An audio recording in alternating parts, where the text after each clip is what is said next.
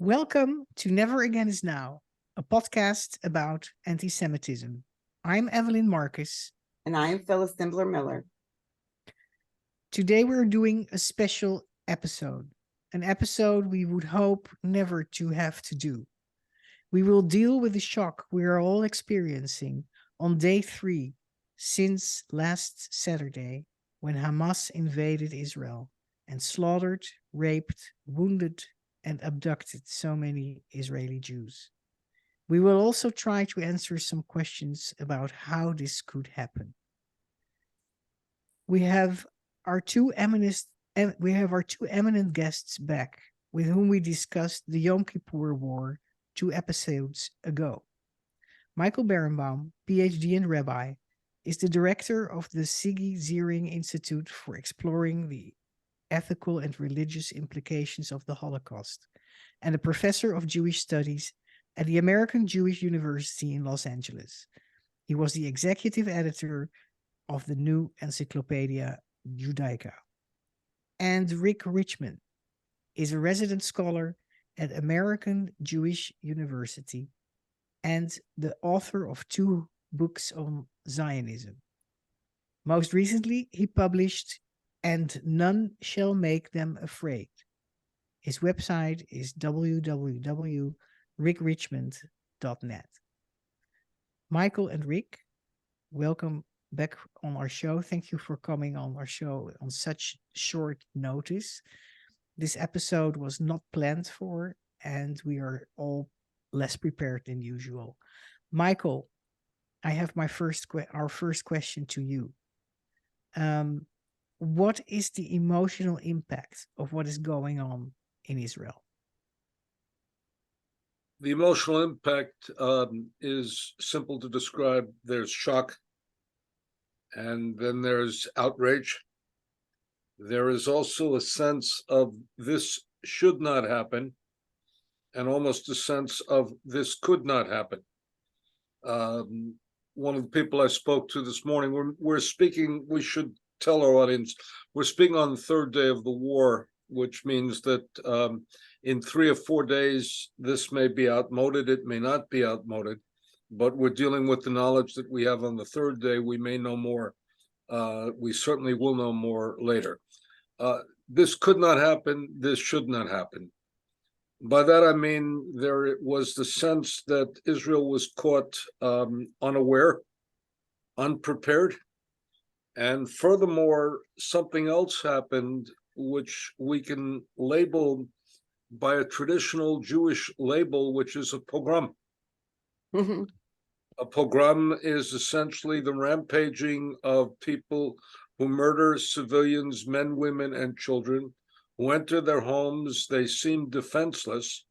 And that, in a very real sense, is the antithesis of what Israel was supposed to be. Israel was supposed to be essentially protection for Jews, and that Jews were not going to be vulnerable, not in this sense, not in this way, and certainly not in their homes, and certainly not in their villages, and certainly not on a holiday in which they were celebrating. And we see that almost 250, if not more, of the murders, and I don't want to call them deaths, I want to call them murders. Yes. But 250 of the murders occurred at an all-night concert for peace in the desert, where young people were enjoying themselves. This should not happen in Israel, and one would have imagined it could not happen. Why was Israel caught blind? Why didn't the intelligence have an awareness of this? Why was Israel so limited in terms of personnel and military presence on the Gaza Strip, on the Gaza side of the border? The wall that was built in excess of $1 billion, with all sorts of technology, which could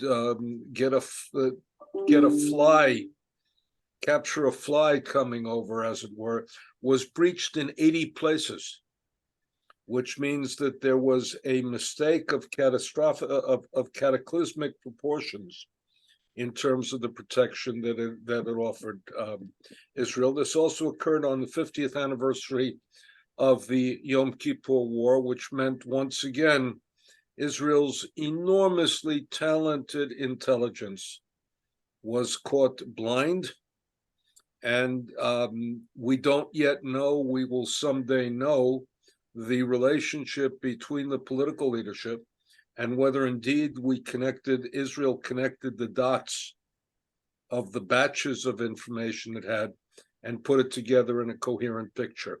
At this point, the Israelis I'm speaking to, this includes families, includes military analysts, it includes friends, are number one, shocked. They're dumbfounded as to how it could happen. This represents the antithesis of what they thought Israel had achieved. It's what shall we say? It's a deep wound to their sense of what they thought they knew and what they thought they could depend upon.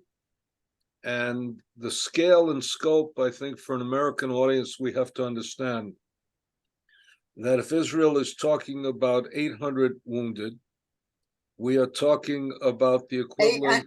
800 murdered. Died. 800 murdered. We're talking about the equivalent of essentially, if 3,000 were murdered on 9/11, proportionally for Israel with 800 murdered, you have to multiply that by 30 times, which is 24,000. So that essentially is more than 7.5 times the number of people murdered on 9/11. And we Americans can deeply appreciate the shock, the anger, the fury, the rage, and then the sense of numbness that sets in. The stories are coming out, and the stories are overwhelming, and they are heartbreaking. They're just heartbreaking. But Rick, So, yeah. To expand a little bit on what Michael just said, to put this in context in terms of a pogrom, as a 21st century pogrom, this is roughly 20 times the size of Kishinev, the historic pogrom in the first decade of the 20th century. So people have called it the equivalent, the American equivalent of 9/11, Pearl Harbor, the Yom Kippur War, all rolled into one. And I agree that Israel was formed to deal with situations like this, and there have been failures that are going to generate a commission after this is all over. For the present, I think we need to emphasize that the way to respond to this is through a unified response within Israel, hopefully with a unified response by the United States, and to leave the questions, which are valid questions and will have to be addressed not on the third day, which is where we are now with limited information, but after this is hopefully brought to a successful conclusion. The state of Israel was established not to stop anti-Semitism, although some thought it would, but to respond to anti-Semitism so that the Jewish people could do something if anti-Semitism occurred again. And so that we are in the middle of this story. The next chapter is how Israel responds and how the United States responds in terms of supporting whatever Israel decides to do. Rick, let me pick up on that in one momentary anecdote. We were at a rally last night of the Jewish community of Los Angeles, a gathering. It was almost a moment to be together because of the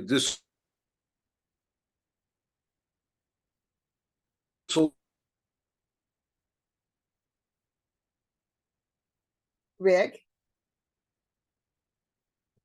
ourselves. In 2023, and we have the power to defend ourselves. And he received a thunderous ovation at that point. Michael, could you repeat who you said? Because of the internet. The Los Angeles Consul General said in 1939 we were powerless to defend ourselves. They attacked us, and we were powerless to defend ourselves. In 2023, they attacked us, and he didn't have to finish the sentence because we all knew what he meant. The great achievement of Israel is that we now have the power to respond. And the other thing is, from all evidence I've seen, both in the United States and in Israel, divisions have been pushed aside, and unity at this point is a fundamental commandment. We're unified in mourning for what has been lost, and we're unified in outrage at what has occurred. We're unified in concern for the fate of the Jewish people and the state of Israel. And one hopes that there will be a government of national unity to reflect that, so that we have the broadest accommodation. But everybody has really been feeling a sense of coming together, and we have to build on that. And Rick, let's talk about the American response, because the question that we have is there going to be unity in America with regard to this? And also, are we going to be equipped, as it were, to give Israel what it needs in the short term? Right, Evelyn Michael. has a question, I think. Before we go into that, let's stick a little bit longer with the emotional impact. So before we go into your great question, you just asked. I know quite some Jewish people in Europe, in Holland and elsewhere in Europe, who literally don't sleep anymore. And they don't know why exactly since this invasion.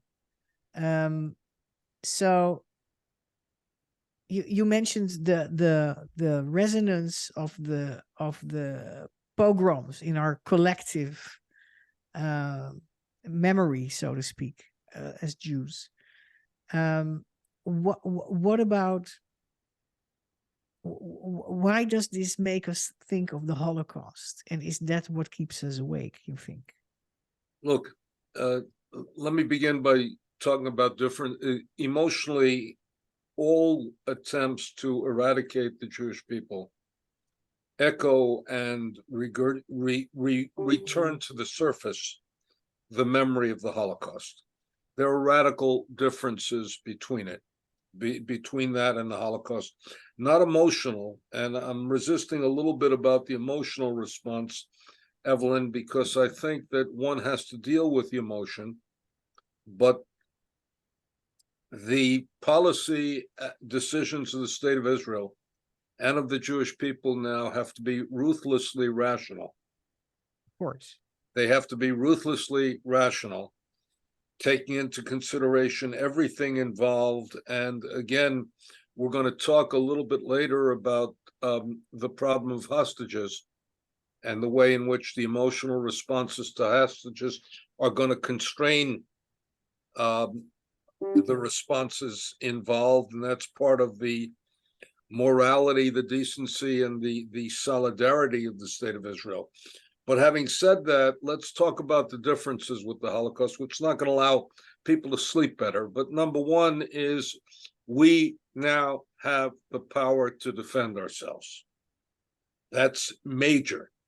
Number two, the Brandenburg Gate was lit up with the flag of Israel. The Empire State Building was lit up with the colors of Israel. The President of the United States has put aside any differences he had with the Prime Minister of Israel regarding judicial reform and come out strong and solid behind Israel, and said Israel will get what it's needs. American ships have been moved in a very real way. The Air Force has been transformed the American Air Force has been transformed in a dramatic way. There is a certain of solidarity. I have had contact throughout from my Christian friends calling me contacting me. And in fact, we found this occurred over a Jewish holiday. I normally do not watch television, do not deal with phone calls or anything else. The phone was going off the hook. The television became a necessity. And I found the holiday took a secondary proportion because we're responding. So there are major differences with the Holocaust. That doesn't mean it doesn't echo. It doesn't feel like a burden. It doesn't feel like it's imposing itself. Probably the one element that it concurs with, and let's again say one more thing, which is Hamas does not have the power to do what the Nazis could do. That means we have to exercise the power that we have wisely and sagaciously and powerfully to make sure that there is a deterrent value. Let me respond with a couple points to what Michael has just said. First of all, it was not just the Brandenburg Gate and the Empire State Building, but the 10 Downing Street also went up with the Israeli flag. So unlike the Holocaust, where the issue was ignored, there has been great rhetorical support and the beginning of American defense support, which obviously did not occur during the Holocaust. Secondly, and by the way, and which during Yom Kippur was not guaranteed. There was a period of time in which we didn't know. It means the Yom Kippur War, during the Yom Kippur War, it was not guaranteed. So we have the precedent of the Holocaust and the precedent of the Yom Kippur War to work with in terms of responding to the current situation. I would emphasize that it's not only Hamas at this point, that one of the things that Israel needs to worry about is the involvement of Hezbollah in the north, the involvement of Islamic Jihad and Hamas on the West Bank, and the possibility that Iran not only will decide, but perhaps initiated this or had Hamas initiate this to make it a multi-front war.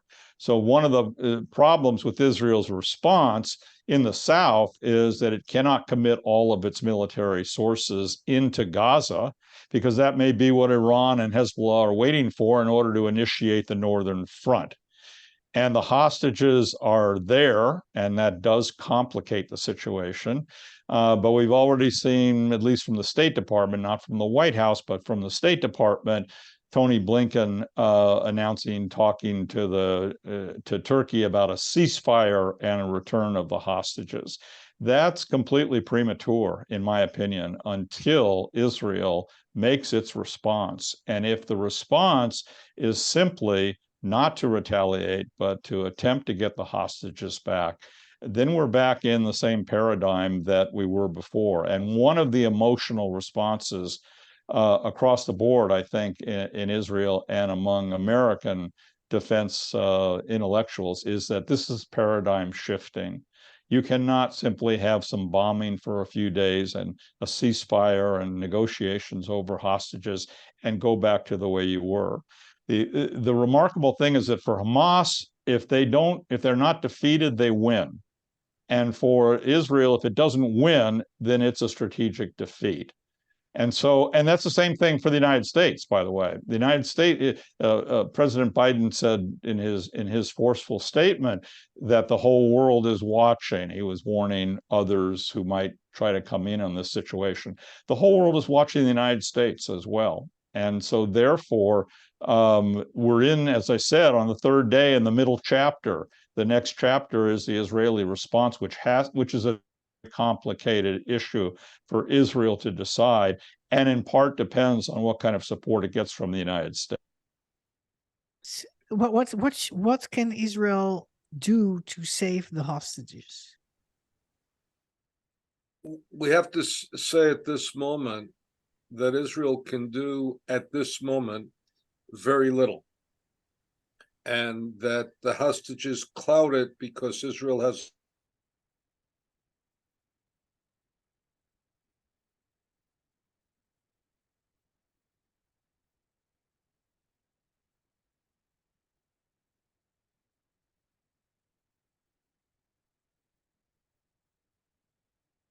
Michael?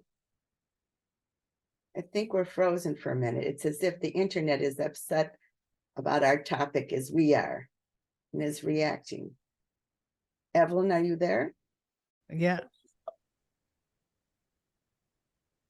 Please repeat your reply. A We had a ceasefire is technical not glitch. only not possible at this moment, it's not desirable at this moment. Hamas cannot have perpetrated what it perpetrated without facing the most serious of consequences imaginable. But Israel has a double-edged problem. Number one, if it goes in with ground forces, it is going to be hand-to-hand combat with what we've seen, a cruel and motivated enemy, and they're going to lose many soldiers' lives. And every Israeli has a son and daughter, a grandson, a granddaughter who is in the military. I've been speaking to my grandnephews who are in the military. Secondly, if it goes in, it has to go in without restraint and without understanding that it either accomplishes its full mission at this point, or it shouldn't go in, because you can't have I'm going to use the word, a half-assed solution at this point to it. So here's an example, and that's not going to look pretty. And it's not going to look pretty to the international community. It's not going to look pretty at home, and it's not going to look pretty to anybody, but it may be a military necessity. And the hostages then, we're not sure how many of these are alive. And we're also not sure what accounting. Some are German citizens, some American citizens, and we're hoping that those governments go full scale in to at least get some information, because if those people are able to be visited by international sources, then we may be in a better situation to have some sort of information. But they took hostages, not only military, they took women, they took children, they took a 3-month-old, they took a grandmother, not exactly, and they clearly want to use them as what, as shields, Human shields. as human shields. I think that's the ray of hope for the hostages, to answer your question, that Hamas would like to use them as bargaining chips for concessions or release of Palestinian prisoners or whatever. So they have an interest in keeping them alive, and also because they want to use them as human shields. So we can hope that they're alive.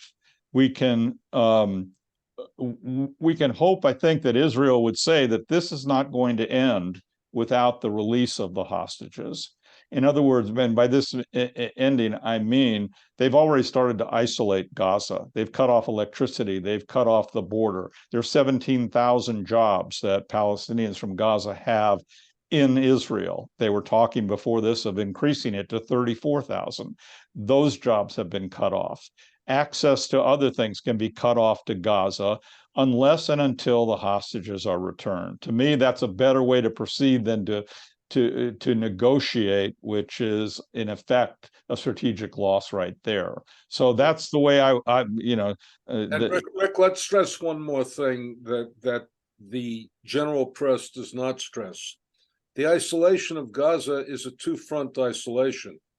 It's an isolation by the Israelis, and it's an isolation by the Egyptians, because Hamas is linked to the Muslim Brotherhood, which is regarded as an ally, as the opposition to the government of Egypt. And Egypt's isolation of Gaza is no less intense than the Israeli isolation, though nobody ever mentions it. Does everyone understand that this is very important, because Gaza does share a border with Egypt? And so Michael's saying, hopefully, that we don't have to worry that Egypt's going to help Gaza, correct? I'm saying something else about it. I'm saying that when the press begins on humanitarian grounds to speak about the isolation of Israel, it conveniently forgets Gaza. The isolation of Gaza. It conveniently forgets that the isolation of Gaza is a two-pronged isolation. It's an isolation by Egypt, it's an isolation by Israel. And in fact, the isolation from Egypt is no less complete than the isolation from Israel. That's been a change, but it's a very important change for us to understand.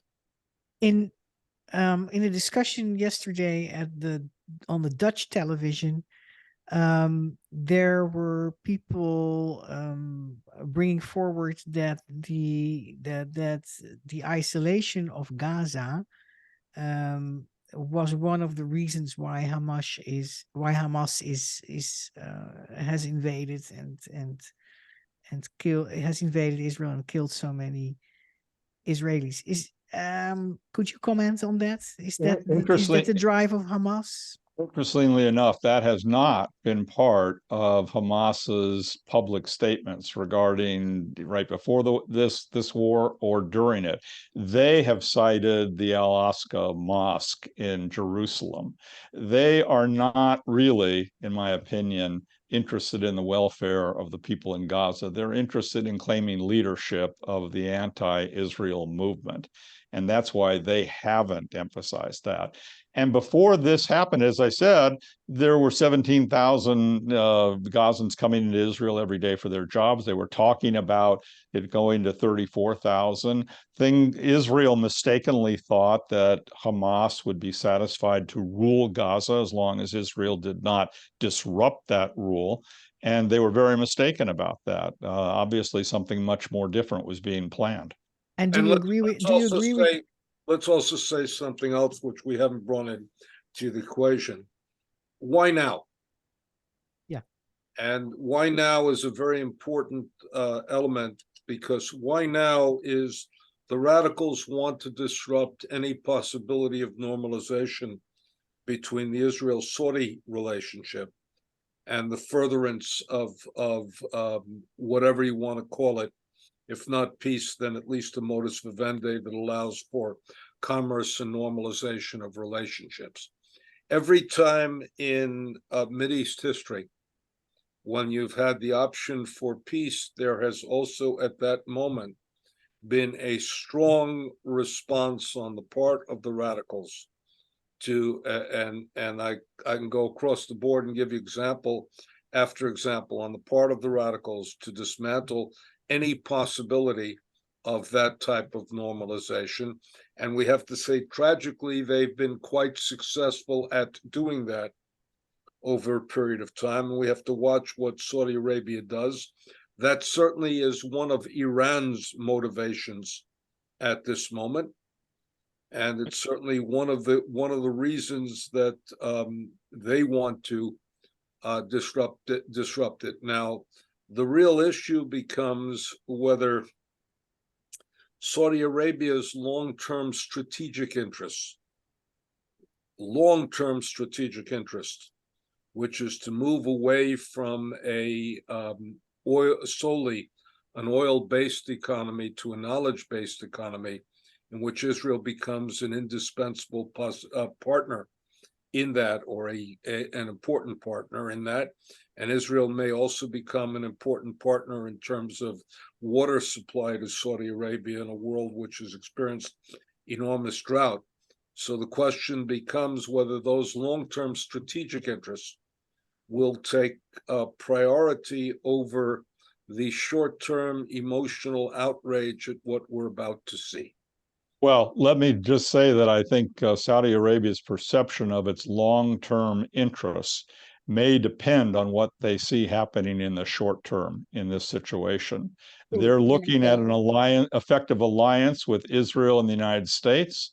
And if Hamas claims a victory, in effect, over both Israel and the United States, then Saudi Arabia would rationally say, maybe this is not the strong horse we should be attempting to ride. So it's not simply what Saudi Arabia does, and it knows its long-term interests. It's already been negotiating this three-part alliance.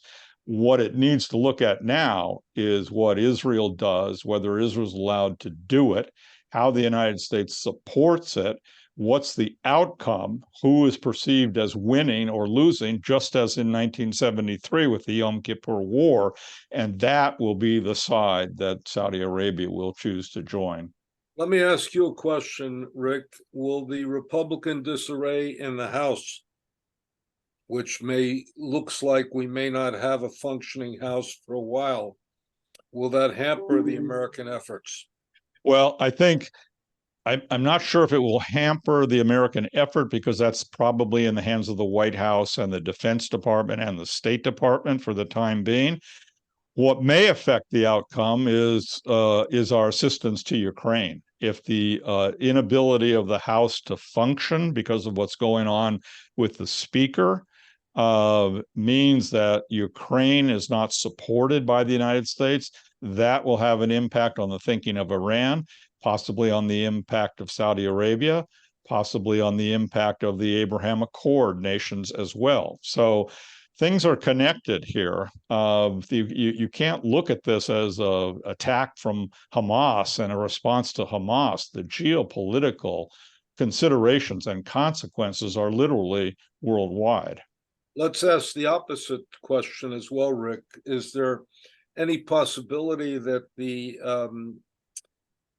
attack on Israel by Hamas and what is going to be required to assist Israel will help the House get its act together, at least to be able to function in the short term, to be able to provide the assistance necessary if the White House has to turn to the Congress? Yeah, we could probably use a unity government in America as well as Israel. But yes, to be more serious in responding to you, yes, political developments in the United States are important, because we have a history in Syria of not enforcing our red line, of allowing Russia to invade Crimea in 2014 without doing anything. Donald Trump did not respond at all to the Houthi, the Iranian-backed group in Yemen, firing and disabling key oil facilities in Saudi Arabia a few years ago. We didn't respond. And now Ukraine, and people appear to be tiring of supporting Ukraine. All those things have ramifications. And I would say that the key will be what we do with the aircraft carrier, what we do with resupplying Iron Dome, which has limited resources, and there have been already several thousand rockets. There's 100,000 rockets that Hezbollah has in the north. There has to be an emergency program, as was done in 1973, to support Israel in terms of the material it needs to respond to what very well may be coming. Well, I think we have to say that American shipments are on the way as we speak. Yes. And the other thing is that we also have a second situation, which is different, and ironically not anticipated quite for this, which is America has pre-positioned equipment in Israel. That's what I was going to ask. That can be used, but that was essentially, and the reason it was pre-positioned in Israel is because they regard Israel as a safe place to keep their our American ammunition in case it's needed. I'm not sure that they anticipated that it might be needed by Israel. Let me touch on two other points as we're coming close. And both of these are speculation, but since you and I always have these conversations, let's ask about two elements. Does Israel go in on the ground? It's Israel what? Does Israel go in on the ground? Oh, well, I wouldn't presume to give operational advice to Israel. What I would say is that they have said that they are going to eliminate Hamas's ability to threaten Israel in the future and its control over Gaza itself. They've announced that. Once you announce it, you have to achieve it. And better well achieve it. And the question is whether that is an achievable goal. And one of the issues with that which you and I both agree upon, is that that creates a tremendous vacuum, and the vacuum cannot be assumed by the Palestinian Authority, which is corrupt, dysfunctional, and is all awaiting the death of an 87-year-old chain smoker. Yeah.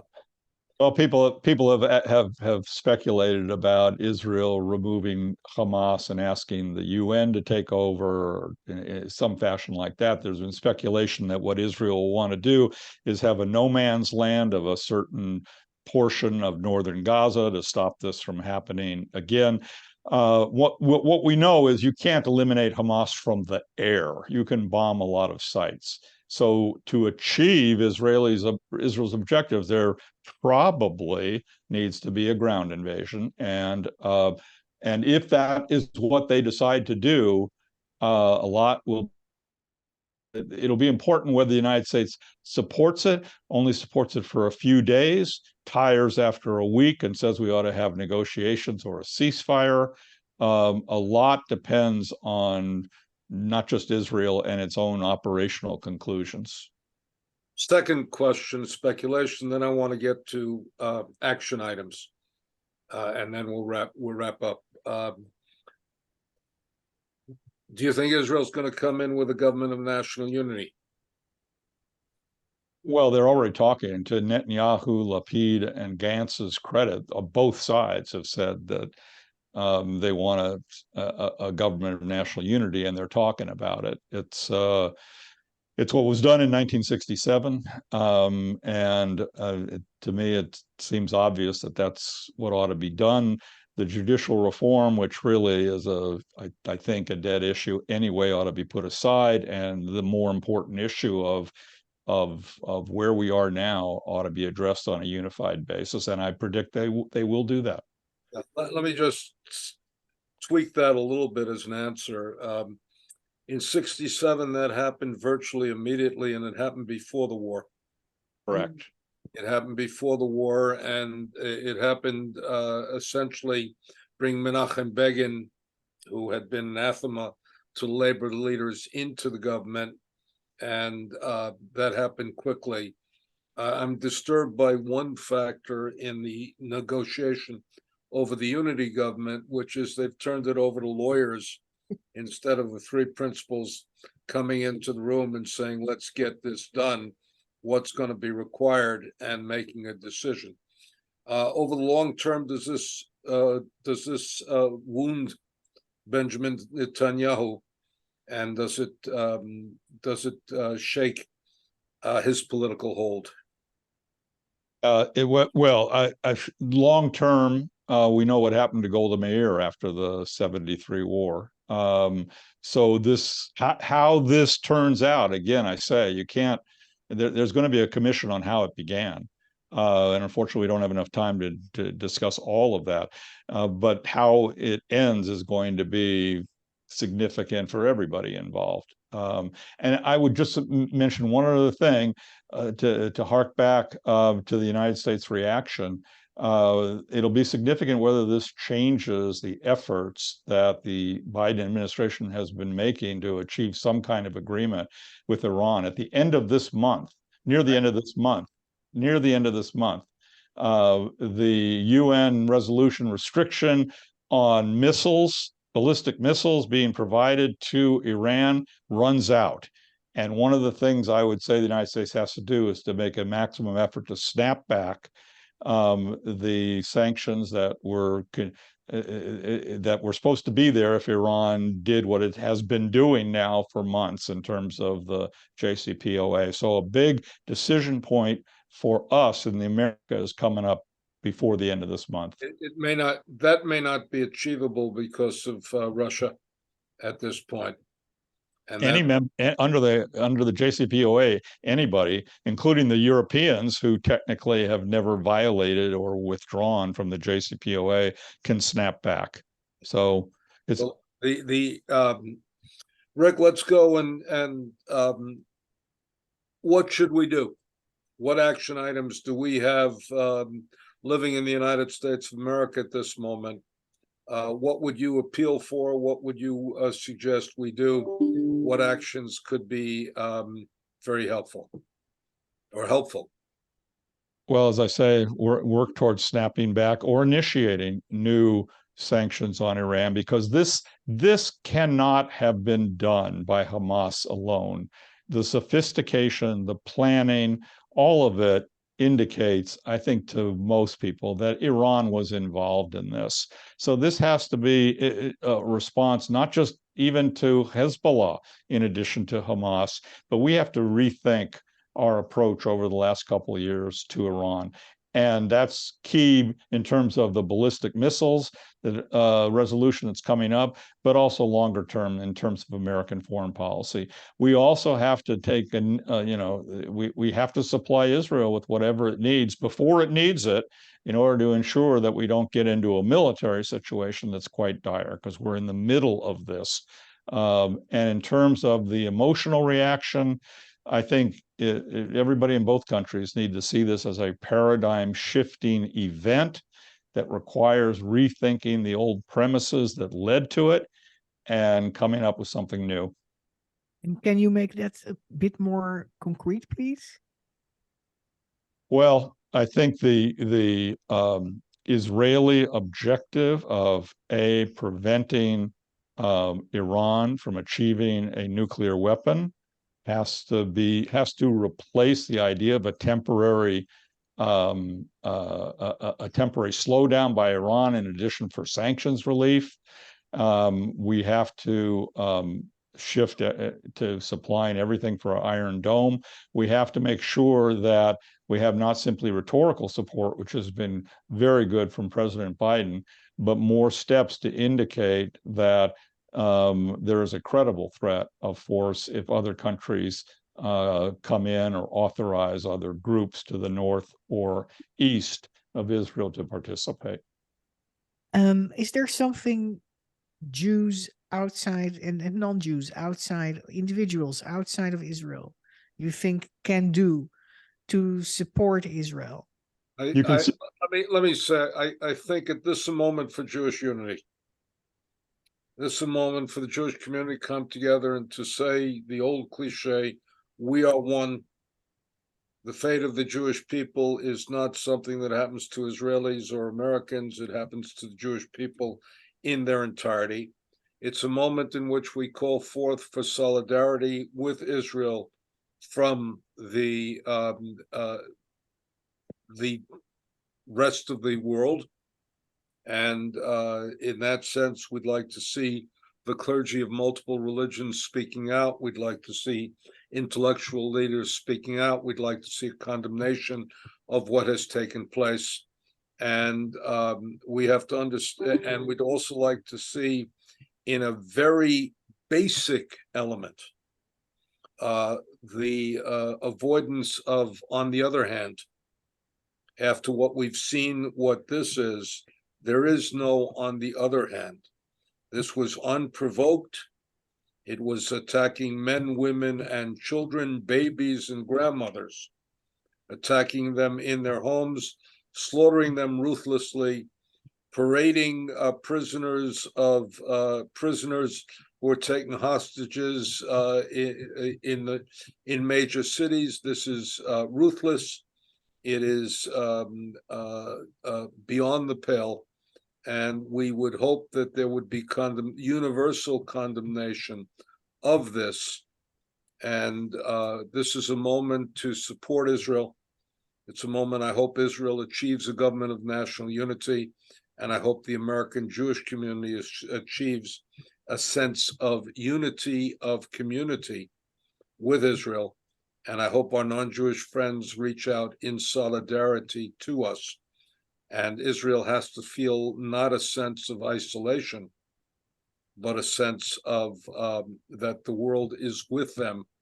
So you don't get the sense, let's go back to the pogrom element. The pogrom, after such ruthless attacks, the Jews felt powerless and isolated.